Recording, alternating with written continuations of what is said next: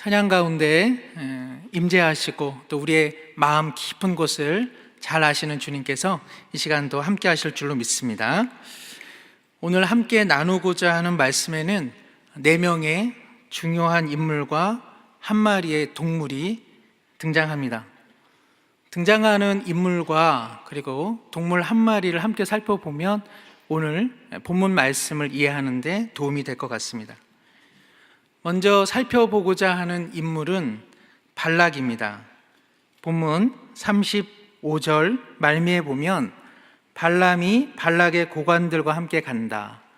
발락이라고 하는 이름이 나오는데요, 이 고관들이 모시는 왕, 모압 왕 이름이 발락입니다. 모압은 이전에 아모리 족속에게 패퇴하여 영토를 잃게 되었습니다. 그나마 모압 평지에 주둔하고 있었는데 이번에는 이스라엘 민족이 진을 치고 있습니다. 발락의 입장에서는 큰 두려움이 엄습해 왔는데 웬고하니 아모리 족속에게 근간의 패배를 안겨준 민족이 있는데 그것이 바로 이스라엘 민족이었기 때문입니다. 군사력으로는 이 이스라엘 민족을 이길 수 없다는 것을 체감한 발락은 이스라엘을 내쫓기 위한 다른 방도 하나를 세우게 됩니다. 그것은 당대 최고의 주술가 혹은 최고의 예언가로 널리 알려진 한 사람을 데리고 오는 것이었습니다. 그가 바로 두 번째 함께 살펴보고자 하는 인물 발람입니다. 발람은 일종의 저주의 탄창으로 완벽히 무장된 용병이라고 할 수 있습니다. 그래서 발락은 발람에게 백지수표를 제시하면서 모압 평지에 진을 치고 있는 이스라엘 민족을 내쫓아 주기를 그에게 요청합니다. 어느 민족이나 그러하듯 고대에는 축복이나 저주의 말이 통하는 사람들에게 많은 사람들이 두려움을 갖고 있습니다. 특별히 저주의 내용이 반드시 실현되지 않을지라도 용한 사람이 그렇게 말하면 당사자는 불안하게 되고 또 위축되기 마련인 것이죠. 사실 발람은 처음에는 이 제의를 거절했습니다. 그러나 자신을 부추기는 발락의 고관들 통해 돈과 명예를 움켜줄 수 있는 좋은 기회로 생각해 그는 결국 모압 평지로 떠나고자 채비를 갖춥니다. 세 번째 살펴보고자 하는 것은 인물을 잠깐 뒤로 하고 한 마리 동물을 소개하고자 하는데요, 이 동물은 뭐죠? 나귀입니다. 그런데 이 나귀가 좀 희한하죠? 말을 하게 된 나귀입니다. 제가 뭐라고 이야기했습니까? 말을 하는 나귀인가요? 말을 하게 된 나귀인가요? 원래는 말을 못했던 나귀입니다. 그러나 말을 하게 되었습니다. 말을 못하던 나귀가 어떻게 말을 하게 됐을까? 이유가 이렇습니다. 아침 일찍 주인 발람을 태우고 모압 평지로 길을 떠납니다. 그런데 오늘따라 뭔가 심상치 않은 것이 느껴집니다. 동물적 본능이라고 하는 게 있지 않겠어요? 아니나 다를까 웬 사람이 칼을 빼어 길목을 막고 있는 것을 이 나귀가 보게 됩니다. 큰일 나겠다 싶어 주저하다가 우회전을 해가지고 밭으로 길을 옮깁니다. 그런데 주인이 채찍질을 가하게 되죠. 내가 잘못 본 건가 보다 하고서는 다시 길을 갑니다. 포도원 담벼락에 길을 가게 되는데 그곳에도 또 여호와의 사자가 칼로 무장해 죽이려고 위협하고 있습니다. 담벼락의 갓길로 바짝 붙었더니 주인의 발이 담에 이렇게 쓸리게 되죠. 화가 난 주인이 또 채찍을 가합니다. 내가 잘못 본 것일까 아닐까 어리둥절하면서 다시 길을 가는데 이번에는 좌우로 빈틈이 없는 골목 한가운데에 아까 그 사람, 칼을 빼들고 있는 그 사람이 또 서 있습니다. 더 이상은 못 가겠다 하며 주저앉을 때에 주인이 또 채찍을 가합니다. 나귀가 화딱지가 나니까 말을 하게 됩니다. 동물 키우실 때도 그 화를 조절하셔야 될 것 같습니다. 참다 못한 마귀가 말하기를, 요점은 이것이죠. 내가 한 번도 이런 적이 없는데 내가 오늘 별난 짓을 하면 뭔가 심상치 않구나 생각이라도 좀 하지 왜 계속 때립니까? 당신은 내가 보고 있는 것을 정녕 보지 못하고 있습니까? 3번이나 당신을 죽이려고 칼을 빼들고 있는 저 사람이 당신의 눈에는 보이지 않습니까? 오히려 나귀가 항변을 합니다. 이제 마지막으로 4번째 등장인물 소개하고자 하는데요, 이 4번째 인물은 앞선 인물들과 다 연관이 있습니다. 발락을 불안케 한 분도 이분이고요, 나귀로 하여금 여호와의 사자를 보게 한 분도 이분입니다.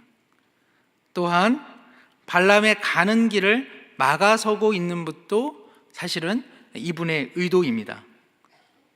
이분은 누구실까요? 여호와 하나님이십니다. 22장 28절에 보면 여호와께서 나귀의 입을 여셨다고 기록되어 있습니다. 또 31절에 비로소 발람이 여호와의 사자를 보게 되는데, 이 또한 여호와 하나님께서 눈을 밝히셨기 때문에 그러합니다. 여호와의 사자를 통해 발람에게 하나님께서 이와 같이 말씀하십니다. 민수기 22장 32절 한 목소리로 한번 읽어볼까요? 여호와의 사자가 그에게 이르되 너는 어찌하여 내 나귀를 이같이 3번 때렸느냐? 보라, 내 앞에서 내 길이 사악함으로 내가 너를 막으려고 나왔더니. 그런데 사실 하나님께서는 발락의 귀족들이 발람을 처음 찾아왔을 때에 모압 땅으로 가지 말라고 하셨습니다. 민수기 22장 12절 한 목소리로 한번 보겠습니다. 하나님이 발람에게 이르시되 너는 그들과 함께 가지도 말고 그 백성을 저주하지도 말라. 그들은 복을 받은 자들이니라. 아멘. 하나님께서는 발람의 저주가 이스라엘 민족에게는 어떠한 영향력도 미칠 수 없다는 사실을 그에게 미리 이야기하셨습니다. 공연한 일이라는 것이죠. 왜냐하면 이스라엘 민족은 하나님의 인도와 보호 그리고 계획과 통제 속에 살아가는 주님의 백성이기 때문이 그렇습니다.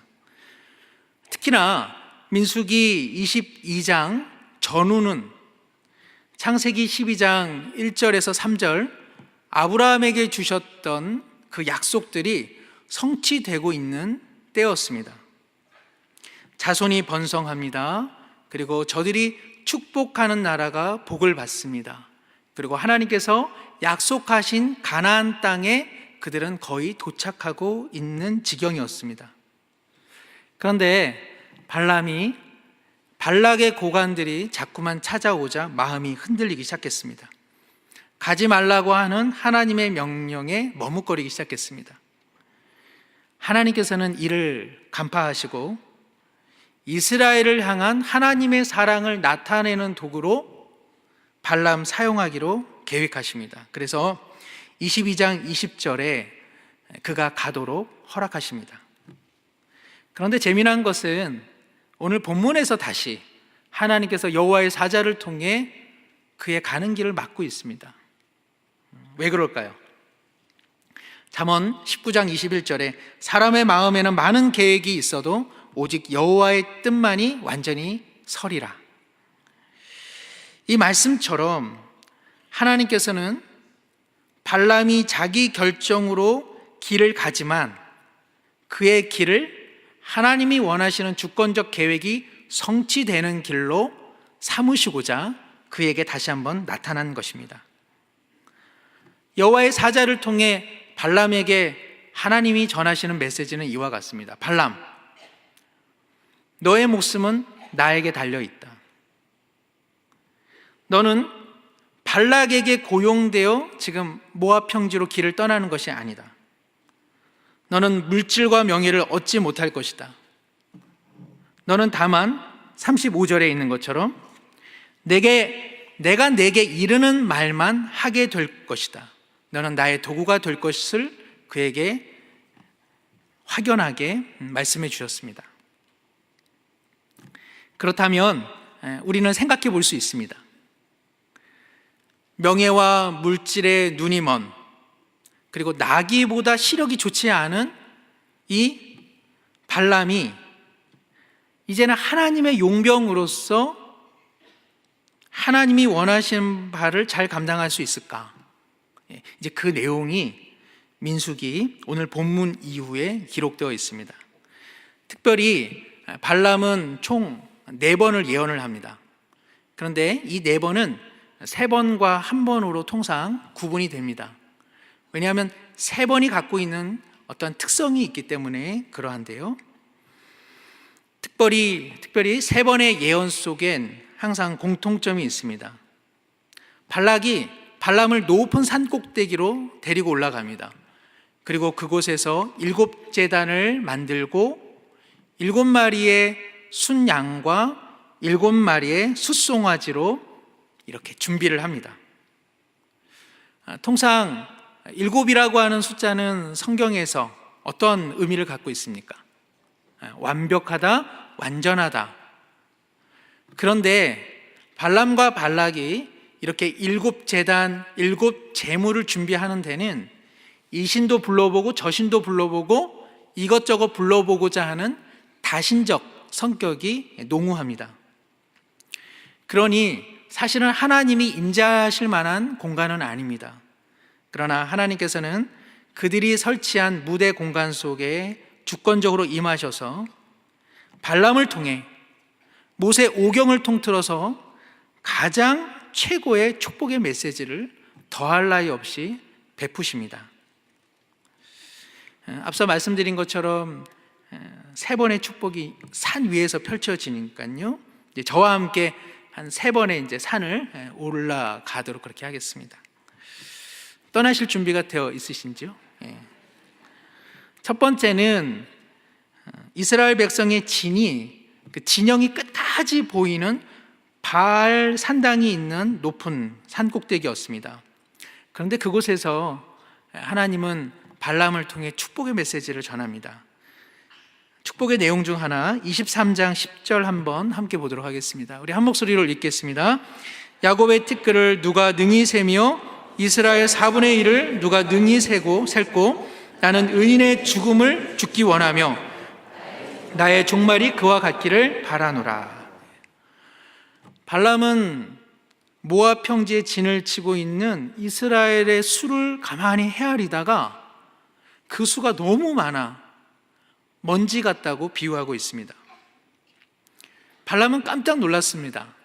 왜냐하면 애굽에서 종살이 하던 민족이 척박한 광야 생활 동안 이처럼 번성하게 되리라는 것을 그는 예측하지 못했던 것이죠.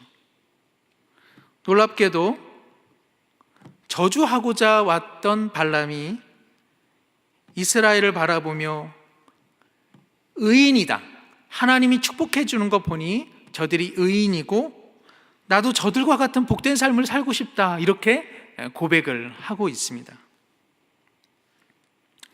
두 번째 산으로 발락이 이제 발람을 끌고 갑니다. 비스가산 꼭대기인데요. 발락이 옆에서 발람을 보니 이스라엘 진영 전체가 잘 보이는 곳에다가 놓아두었더니 오히려 이스라엘 민족에게 매료된 것을 그가 눈치챘습니다. 그래서 이스라엘의 일부만 보이는 곳으로 인도를 한 것이죠. 민수기 23장 21절에 두 번째 예언 중에 중요한 내용인데요. 우리 한 목소리로 한번 보겠습니다. 야곱의 허물을 보지 아니하시며 이스라엘의 반역을 보지 아니하시는도다. 여호와 그들의 하나님이 그들과 함께 계시니 왕을 부르는 소리가 그 중에 있도다. 이스라엘에게 왜 허물과 잘못, 죄와 연약함이 없겠습니까? 그러나 하나님께서는 이를 용서하시고 품어주고 계신 것을 발람이 보게 됩니다. 하나님께서 이스라엘 민족의 죄가와 부족함에도 불구하고 그들을 부끄러워하지 아니하시고 그들 가운데 거하시는 모습을 그는 환상 중에 보게 되는 것이죠. 더군다나 이스라엘조차도 신실한 백성이 되어 왕을 부르는, 즉 왕을 즐거이 맞아들이는 모습을 보면서 그는 축복을 합니다.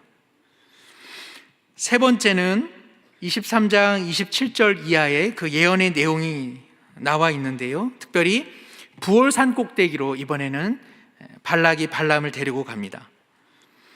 거기는 광야가 보여지는 곳인데요, 24장 1절부터 이 발람이 완전히 하나님의 영, 그리고 이스라엘 민족을 사랑하시는 하나님의 메시지에 그가 오히려 빨려 들어가게 됩니다.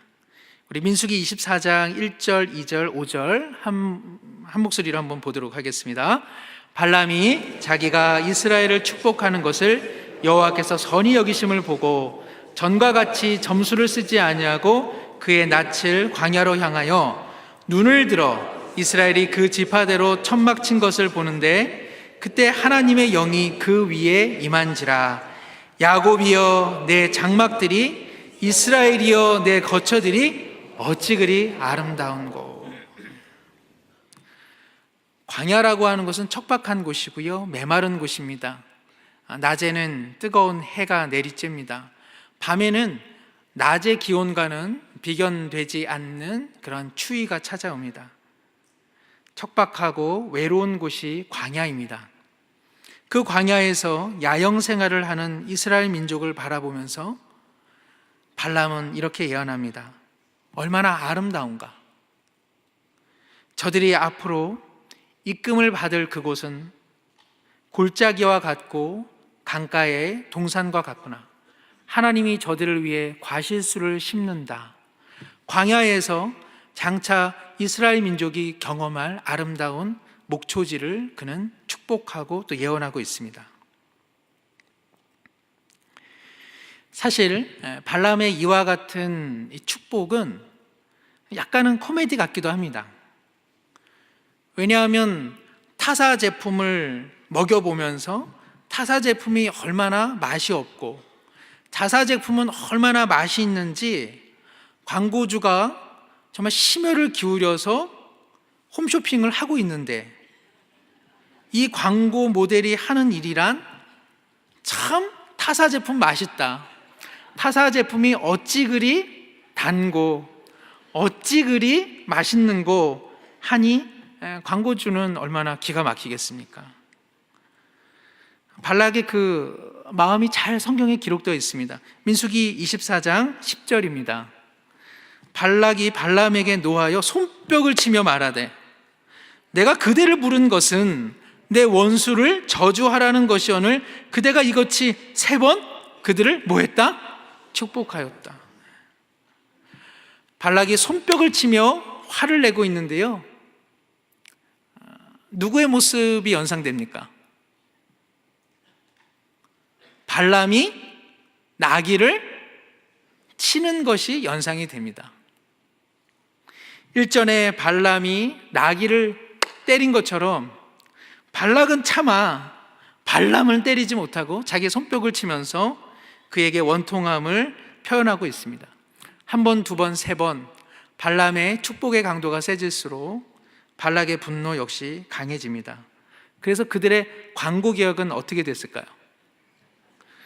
발람의 마지막 예언을 한 후에 그들은 저마다의 길을 갑니다. 24장 25절 이렇게 기록되어 있습니다.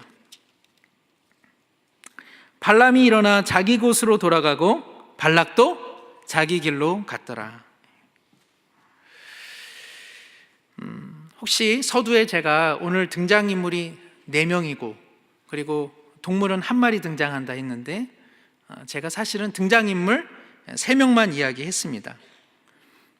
동물은 나귀를 이야기했습니다. 그리고 첫 번째 인물 발락, 두 번째 발람, 그리고 세 번째 여호와 하나님. 1명이 안 나왔는데요, 1명은 누구일까요?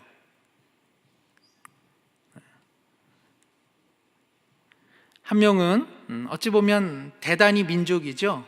모압 땅에 진을 치고 있는 이스라엘 민족입니다. 그들은 이 본문에서 대사도 없고 행동도 없습니다. 그렇기 때문에 출연료도 없을 겁니다. 그럼에도 불구하고 이 기록에서 가장 큰 수혜를 받고 있는 사람은 누구입니까? 이스라엘 민족입니다. 아무것도 하고 있지 않은데 그들은 하나님의 놀라운 축복과 그리고 은혜를 누리고 있습니다. 이스라엘 민족은 결국 누구입니까?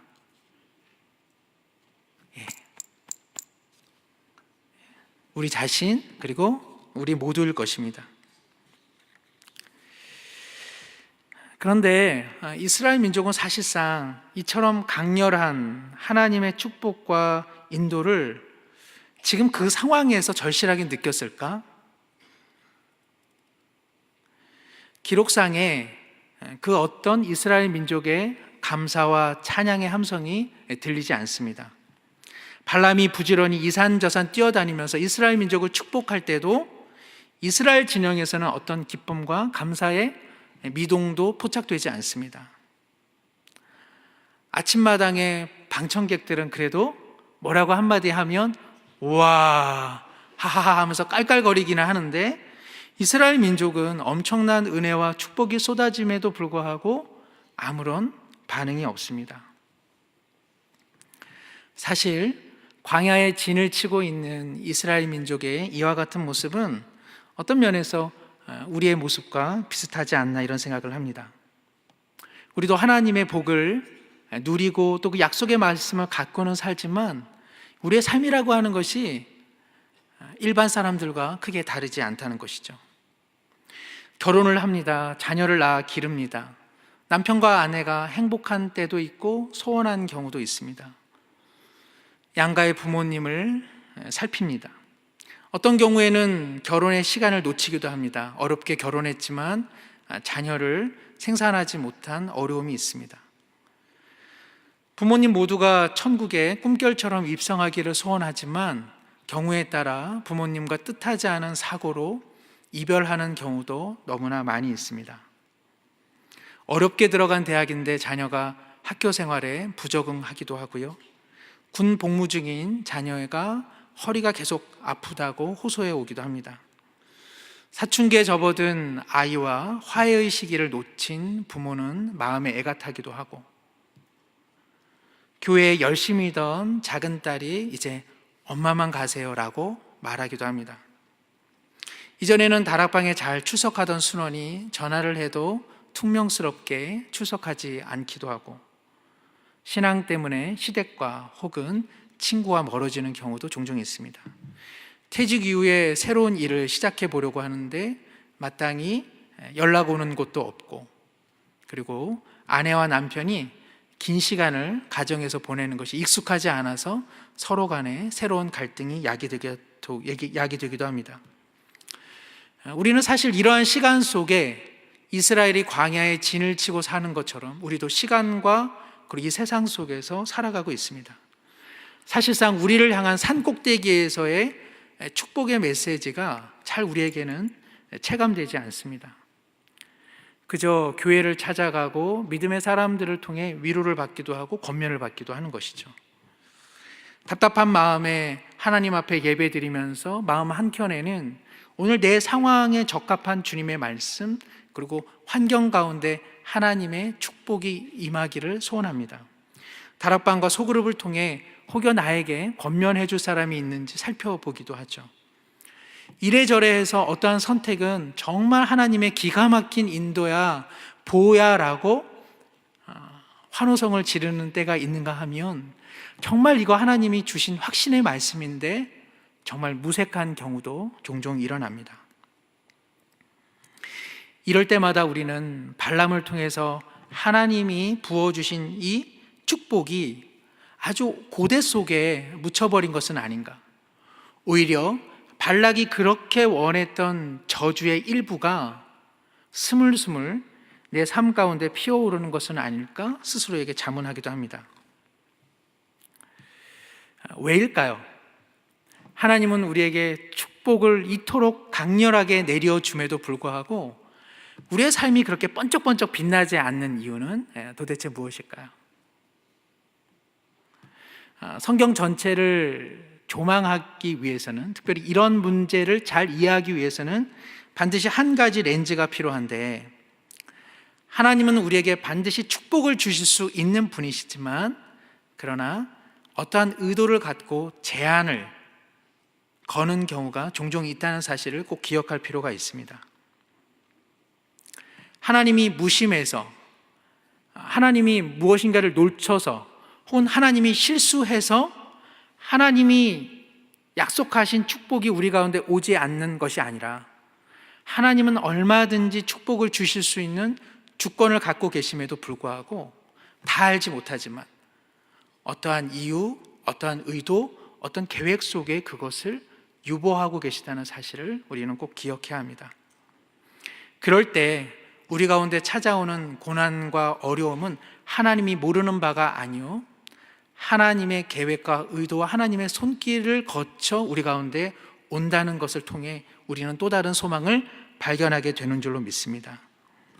왜냐하면 하나님이 우리의 삶을 통치하고 계시기 때문에, 그리고 궁극적으로 모든 어려움과 고난조차도 우리를 향한 하나님의 축복이 이루어지는 방편으로 하나님은 언제나 역사하고 계시다는 사실을 반드시 기억해야 되겠습니다. 하나님의 주권을 기쁨을 갖고 선포하는 존 파이퍼가 이렇게 말한 적이 있습니다. 하나님의 계획과 허락에 의하지 않고는 재앙이 우리에게 가까이 오지 못합니다. 그러나 설령 믿는 자가 생각하지 못한 어려움을 겪는다면 이것은 하나님의 허락 가운데 진행된 것입니다. 그럼에도 불구하고 하나님의 보호하심 안에 있는 자들을 위한 그분의 계획은 항상 선합니다. 시편 119편 68절에는 이런 말씀이 있습니다. 주는 선하사 선을 행하시오니. 우리 한번 한 목소리로 읽으실까요? 주는 선하사 선을 행하시오니. 하나님은 선하십니다.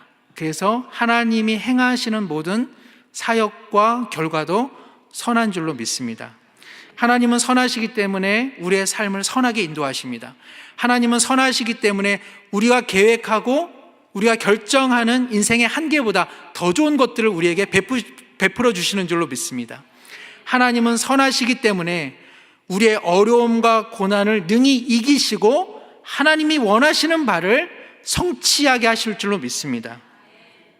그것이 바로 비록 척박한 광야에 살아가고 있는 이스라엘 민족이지만 하나님께서 부어주신 은혜요 축복입니다. 저는 어릴 적 야구를 좋아해서 글러브를 항상 소중하게 갖고 다녔습니다. 그런데 친구들은 제 글러브를 좋아하지 않았습니다. 저는 그 이유를 잘 알고 있었습니다. 왜냐하면 제 글러브가 가죽이나 또 인조 가죽도 채 되지 못했기 때문에 그러합니다. 문방구에서 아주 싼 세모로 된 글러브를 제가 샀기 때문에 그러합니다. 지금 생각해 봐도 글러브라고 하기보다는 그냥 세모로 만들어진 큰 장갑 정도로 생각하면 나을 것 같습니다. 비가 오면 빨리 젖었고, 그리고 젖은 만큼 빨리 마르지 않았습니다. 꿉꿉한 냄새가 늘 어려 있었습니다. 무엇보다도 세모로 되어 있으니까 얇았죠. 얇아서 진짜 야구 시합을 할 때 야구공을 움켜잡을 때는 손가락과 손바닥이 얼얼하기도 했습니다. 공격과 수비를 바꿀 때 아이들은 좀 더 좋은 글러브를 쓰기 위해서 재빨리 수비 자리로 위치했습니다. 그래도 아이들은 제 글러브를 쓰기를 싫어했습니다. 도리어 그런 글러브를 쓰고도 멋지게 유격수로서 캐치를 하는 저를 보면서 아이들이 도리어 신기해했습니다. 제가 공격할 때에 저의 외로운 글러브는 주인이 방망이 들고 있는 것을 이렇게 물끄러미 쳐다볼 뿐 수비에 동원되지 못했습니다. 한켠 운동장 흙바닥에 누워있던 그 세모 글러브를 저는 지금도 기억하고 저에게는 좋은 추억으로 남겨져 있습니다. 이스라엘을 향한 하나님의 축복은 그들의 어떠함에 기인하지 않습니다. 하나님은 그들을 무조건 사랑하기로 결정하셨습니다. 훗날 그들을 위해 예수 그리스도를 보내시는 것 하나님은 전혀 아까워하지 않았습니다. 하나님은 얼마나 사랑하시는지 불법한 자의 입술을 통해서도 이스라엘 민족과 우리를 향해 사랑하며 너희 가운데 함께하며 그래서 내가 어찌 그리 너희가 아름다운가 주의 나라로 이끄시는 중에 있습니다. 하나님은 선하시기에 겉모양적으로는 아무 일도 일어나지 않는 것 같지만 하나님은 끊임없이 주님께서 세우신 완전한 뜻, 축복과 선이 우리의 삶 가운데 궁극적으로 성취되도록 오늘도 일하실 줄로 믿습니다. 우리의 선택이 현명하든 또는 어리석든 하나님은 이처럼 우리에게 헌신되어 있기 때문에 그분은 끝까지 그 선하심을 거두지 않으십니다. 우리 중에 누군가 먼 곳으로 이사 가기로 결정했다면 하나님은 그곳에도 함께 가실 것입니다. 사랑하는 내 자녀가 경영학을 전공하는 대신 물리학을 선택한다 해도 하나님은 그 자녀에게 얼마든지 지혜를 주시는 분이십니다. 결혼하였으나 자녀를 얻지 못했다 할지라도 하나님은 그 가정에 위로를 베푸시고 자비를 베푸십니다.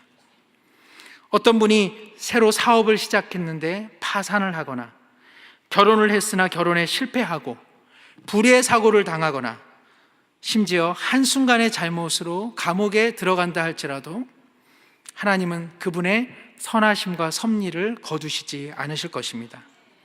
우리가 집안을 청소하고 이웃을 돌보고 아이들의 학교 가방을 챙겨주고 그리고 날마다 일상을 살아가는 소소한 일상 속에서도 우리 하나님은 우리를 향해 민수기 6장에 애초에 계획되었던 하나님의 평강의 얼굴로 날마다 우리를 비추어 주실 줄로 믿습니다. 왜냐하면 하나님은 그 백성 가운데 함께 하신다 약속하셨기 때문입니다. 함께 기도하겠습니다.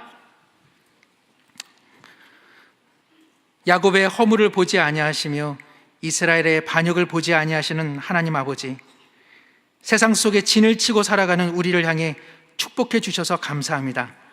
선하신 주께서 우리와 함께 하시니 주께서 계획하신 그 모든 일들이 선하게 성취되어질 줄 믿습니다. 주님이 우리를 축복하고 계시다는 사실 속에 참된 기쁨과 안정을 모든 상황 가운데 누리게 하여 주옵소서. 예수님의 이름으로 기도드리옵나이다. 아멘.